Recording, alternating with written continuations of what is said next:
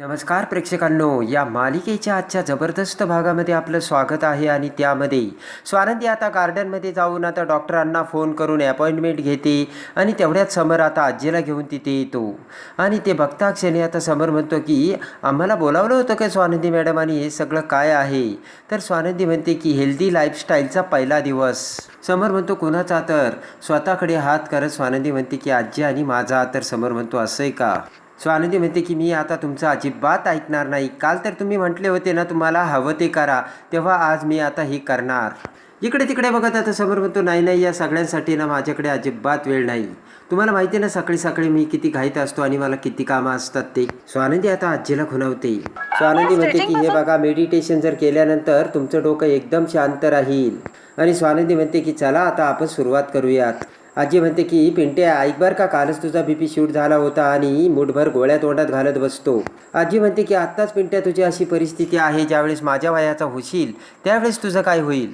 समर म्हणतो की तुम्ही काय ऐकणारातला नाहीये. तर स्वानंदी म्हणते एकदम बरोबर बोललात. आणि लगेच आता स्वानंदी म्हणते करा बरं, आता मेडिटेशनला सुरुवात करायची. आणि तेवढ्यात आता आजी म्हणते मी बाजूला जाते, तुम्ही मेडिटेशन चालू ठेवा. आणि तेवढ्यात मेड तिथे येऊन आजीला आतमध्ये घेऊन जातो. आणि समर म्हणतो काय नंतर बघूयात आपण.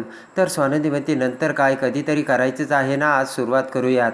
स्वानंदी म्हणते चला आता मोठा दीर्घ श्वास घ्या. आणि स्वानंदी म्हणते की असे हात वर करा. तर समर आता स्वानंदीने सांगितल्याप्रमाणे करतो. आणि तसं करता क्षणी समरचा मोबाईल वाजतो. पटकन खिशात हात घालत समर म्हणतो 1 मिनिट बरं का. आणि पटकन फोन उचलत समर म्हणतो नंतर कॉल करतो, आता मी बिझी आहे. आणि समर फोन ठेवतो. स्वानंदी म्हणते चला आजी जाऊन 15 मिनिटे झाली, आपण अजून सुरुवातही केलेली नाहीये. स्वानंदी म्हणते ऐका ना राजवाडे, खरंच तुम्हाला व्यायामाची गरज आहे. आणि समर म्हणतो ठीक आहे. तर स्वानंदी खुश होते. आता इकडे सरपोतदाराच्या घरी रोहन आणि आदिरा हे आता बेडरूममध्ये बोलत असतात. तर आता आदिरा मंदाकिनीने जे जे काही केलंय त्याबद्दल आता रोहनला बोलते. तर रोहन म्हणतो तू काही काळजी करू नकोस, मी आता बरोबर करतो. तर तेवढ्यात आतमधून थाळा वाजण्याचा आवाज येतो. तर रोहन म्हणतो आता हे काय नवीन. तर आता पटकन आदिरा आणि रोहन बाहेर जातात. इकडे आता गार्डनमध्ये स्वानंदी ही समरला मेडिटेशन करून आता एक्सरसाइज कशी करायची हे सांगत असते. रागाने समर स्वानंदी समोर येतो आणि सांगा काय काय करायचं. स्वानंदी म्हणते ठीक आहे, मोठा दीर्घ श्वास घ्या आणि हात वर करा. समर आता स्वानंदीने सांगितल्याप्रमाणे करतो. आणि त्यानंतर आता स्वानंदी ही प्रत्येक एक्सरसाइज आता समरला शिकवत असते. तर समर अगदी आता सगळ्या शरीराची हालचाल करून योग्य प्रकारे व्यायाम करत असतो. तर तेवढ्यात अर्पिता आणि मलिका आता झाडाच्या आडून ते सगळं बघतात. आणि ते बघून आता मलिकाला तर धक्काच बसतो. मलिका अर्पिताला म्हणते की हे काय आहे. तर अर्पिता मलिकाला ची बसावयास सांगते. इकडे स्वानंदी आता समरला एक्सरसाइज शिकवून हवं तसं करायला सांगत असते. आणि त्यानंतर आता एक पाय पुढे करून स्वानंदी आता दुसरी एक्सरसाइज शिकू लागते. तर समर त्याप्रमाणे करतो, पण समरचा तोल जाऊन समर पडू लागतो. तर पटकन स्वानंदी समरला धरते. आणि समरला स्वानंदीने धरता क्षणी दोघेही प्रेमाच्या नजरेने एकमेकांकडे बघतात.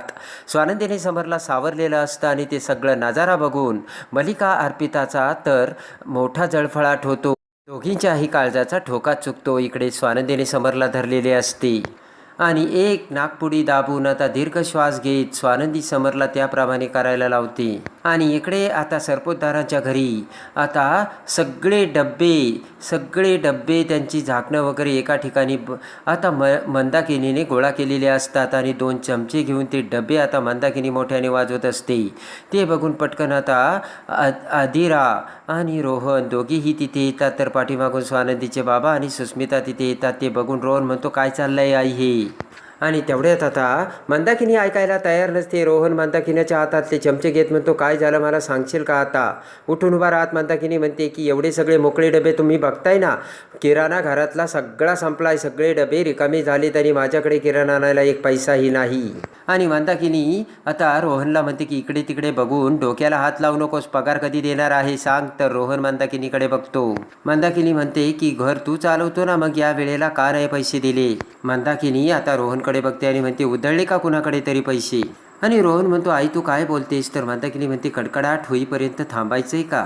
पुन्हा मंदाकिनी डबे वाजू लागते. तर स्वानंदीचे बाबा ओरडतच म्हणतात की अजून मी या घरात आहे ना, पाहिजे तर मी पैसे देतो, का करतेस हे असं तू?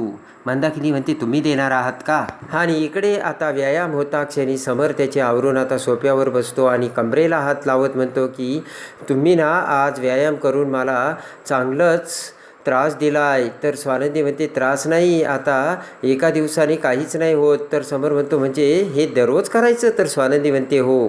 आणि स्वानंदी समरला आता ज्यूस देते. स्वानंदी म्हणते की अहो दररोज केलेल्यालाच व्यायाम म्हणतात. आता स्वानंदी म्हणते की चला काढा घ्या. तर समर म्हणतो की नकोय, मी तुम्हाला सांगितलंय ना. स्वानंदी म्हणते, हे बघा लहान मुलांसारखं वागू नका बरं का, एवढं काही कडू लागत नाहीये. समर म्हणतो, हे काय स्वानंदी मॅडम लहान मुलांसारखं? मी चाललो तर लगेच स्वानंदी स्टॅच्यू करते. तर समर तिथेच थबकतो. इकडे आता मंदाकिनी भांडे वाजवू लागताच इकडे आदिरा म्हणते की फक्त तुम्हाला पैसे लागतात ना, मी ऑनलाईन पाठवते, तुम्ही घर डोक्यावर घेऊ नका. तर तेवढ्याच स्वानंदीचे बाबा आदिराला थांबवतात आणि म्हणतात, नाही नाही आदिरा, अजून मी आहे ना या घरात. आदिरा म्हणते की बाबा ऐका ना, मला फक्त घरात शांतता हवी आहे. आणि पटकन आदिरा आता ऑनलाईन पैसे ट्रान्सफर करून आतमध्ये जाते. तर रागावत स्वानंदीचे बाबा मंदाकिनीला म्हणतात, झालं का आता तुझं समाधान? आणि सगळेजण आतमध्ये निघून जातात. आता इकडे स्टॅच्यू करतात. स्वानंदी म्हणते की हे बघा, काही जरी झालं तरी तुम्हाला हा काढा घ्यावाच लागणार आहे. समर म्हणतो, काय चाललंय तुमच्या लहान मुलांसारखं? आणि समर म्हणतो की हे बघा, मला दररोज व्यायाम होऊच शकत नाही आणि मला वेळच मिळणार नाही. हे बघा, मला सकाळी खूप कामं असतात आणि मी कंपनी चालवतोय, मला सगळे एम्प्लॉई सांभाळावे लागतात आणि एवढं सगळं 24 तासात टाईम टेबल माझ्या बसूच शकत नाही असे समर बोलतो. समर म्हणतो, क्लायंट सांभाळा, बिझनेस सांभाळा, ऑर्डर सांभाळा, प्रोडक्शन सांभाळा, एवढं सगळं एकट्या नाही करू शकत आणि एवढं सगळं मला दररोज करावं लागतं. मी सुद्धा माणूस आहे आणि माझा सुद्धा मेंदू आहे. एवढं सगळं चालून देखील थोडीशी मेंदूला विश्रांतीची गरज असते, कळलं का? असे आता समर बोलतो. आणि समर म्हणतो की घाम येईपर्यंत तुम्ही पहिल्याच दिवशी माझ्याकडून एवढा व्यायाम करून घेता, कसं शक्य आहे हे? स्वानंदी म्हणते की मला आता तुम्ही एवढं सगळं सांगितलंय आणि आता तुम्हाला दमसुद्धा लागेल, दीर्घ श्वास घ्या, एवढं सगळं सांगायला तुम्हाला ताकद नको का यायला? स्वानंदी म्हणते, मग ही सगळी काम करताना आई गं मान दुखली, आई गं कंबर दुखली असं व्हायला नको. स्वानंदी म्हणते की आपल्याला 100 गोष्टी करायच्यात आणि त्याही वर्षानुवर्ष करायच्यात ना. स्वानंदी म्हणते की मग त्याच्यासाठी तब्येतीची काळजी घेणं महत्त्वाचं आहे आणि त्याच्यासाठीच आपल्याला हा काढा घेणं सुद्धा गरजेचं असल्याचे आता स्वानंदी समरला बोलते. समर म्हणतो की अगोदर ना मी माझा आवरतो. तर स्वानंदी म्हणते, अजिबात नाही, अगोदर बसा.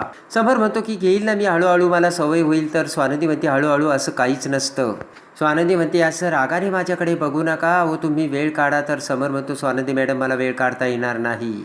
आणि लगेच आता स्वानंदी म्हणते की आता मस्करी नको. तर समर म्हणतो, वा तुम्ही तर माझी छान मस्करी करता आणि नक्कल करता. आणि स्वानंदी विचार करते की आता तर डायजेस्टकडे जायचंय, पण आता तर हे मला असं वाटतंय अजिबात ऐकणार नाही, काहीतरी करायला हवं आणि आता काहीतरी करायलाच हवं असा विचार स्वानंदी करत असताच स्वानंदीच्या तोंडासमोर टाळ्या वाजवत समर म्हणतो, अहो कसल्या विचारात आहेत? समर बोलू लागतो. तर स्वानंदी म्हणते, काही एक बोलू नका, दीर्घ श्वास घ्या. समर म्हणतो, हे काय परत झालं का तुमचं सुरू? समरने आता दीर्घ श्वास घेता क्षणी स्वानंदी म्हणते की हे बघा, मी आता फार काही तुम्हाला सांगू शकत नाही, काम महत्त्वाचं आहे आणि ते आपल्याला करावंच लागेल. समर म्हणतो, आता अजून कोणतं काम? स्वानंदी टीचरसारखी बोलते आणि म्हणते की आता बस, काढा झाला की प्यायचा. रागाने तो काढा पीत समर म्हणतो, हे सगळं निरर्थक आहे, काहीच अर्थ नाही आहे. आणि रागाने समर काढा पितो आणि एक घोट घेताच आता तो काढा खूप कडू असतो. तर समर आता वेडवाकडं तोंड करतो आणि अक्षरशः नाक दाबून समर तो काढा घेतो. तर स्वानंदी खुश होते आणि आता स्वानंदीने डायरेक्ट पेपरमधून डाएटचं महत्त्व काय असतं हे घेऊन पेपर मध्ये भिंतीला चिटकवत आता स्वानंदी ही डाएटचं टाईम टेबल बनवते. समर आता कामावरून घरी येताच आता समर म्हणतो, हे काय आहे? तर स्वानंदी म्हणते, डाएट करायचं आहे. तर समर म्हणतो की मला अजिबात जमणार नाही, कारण तुम्ही सकाळीच माझ्याकडून व्यायाम करून घेतला आहे, मला काढा प्यायला काय देत आहे आणि आता हे डाएट मला जमणार नाही. तर स्वानंदी समरकडे बघते. तर आता स्वानंदी समरला डाएट करायला लावून आता समर कसा एकदम फिटनेसमध्ये एकदमच व्यवस्थित होतो आणि सगळ्या गोळ्या फेकून देत आता समर कसा पुन्हा हेल्दी लाईफस्टाईल जगतो आणि स्वानंदी हीच खरी होती हे समरच्या लक्षात येतात. दोघेही कसे प्रेमाच्या विणमध्ये गुंफले जाऊन दोघेही कसे प्रेमाने एकत्र येतात प्रेक्षकांनो हे बघण्यासाठी. आणि समर स्वानंदी एकत्र येतात. आता मलिका समर आणि स्वानंदीला वेगळं करण्यासाठी कोणता डाव आखते. स्वानंदी ही मलिकाचा डाव आता हाणून पाडत मलिकाचे पितळ उघडे करत समोर मलिकाचा खरा चेहरा कसे आणते हे बघण्यासाठी आणि या मालिकेच्या डेली अपडेटसाठी आपल्या चॅनलला लाईक करा, सबस्क्राईब करा.